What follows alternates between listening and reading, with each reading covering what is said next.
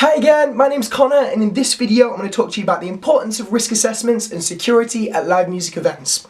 So normally, in order for a venue to comply with the terms laid out in its alcohol licensing agreement, you're going to have security at your venue on the night of the event. Now, having security does cancel out a certain level of risk in terms of things like violent behaviour and underage drinking, but having security guards does not solve all of your problems, and if you want to ensure that everyone at your event is safe, you're going to have to carry out a risk assessment. Now, for all those people that don't know what it is, a risk assessment is exactly what it sounds like. It's about assessing for potential risk that could cause problems or harm towards your customers and mitigating those risks by putting provisions in place. These risks are normally levelled as low, medium or high. Now, a potential risk could be that there's cables left out on the stage floor and that one of your artists could trip up and break their neck. Not good. A way of solving this risk would be by taping down the cables. Easy. Now, most risk assessments would be laid out in some kind of spreadsheet, and in the description of this video I have attached a sample risk assessment for you to check out after you finish watching. In order to give you a better idea of the importance of risk assessments and security, I spoke with Mr. Dave Fullerton, Chief Executive of Professional Security UK.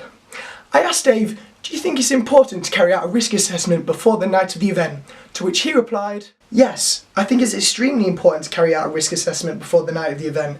If problems can be foreseen in advance, then it makes not only our job easier on the night, but keeps the public and staff members a lot safer too. I also think it's really important to have an emergency plan in place if anything was to go wrong, such as how to raise the alarm in the venue and evacuation procedures. I also asked Dave what sort of information he needed from the promoter before the night of the event in order to make sure that he can carry out his job to the best of his ability. He told me that ideally we should have an estimate of how many guests are expected to arrive so that we can assign staff members accordingly.